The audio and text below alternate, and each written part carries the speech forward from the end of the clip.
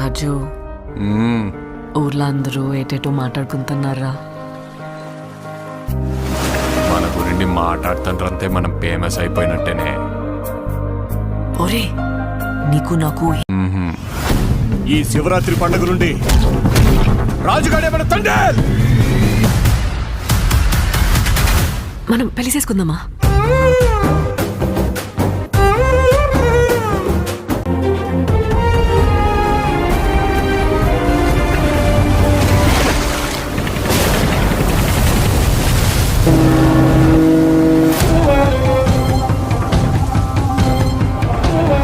యారే కాలిపోతుందా?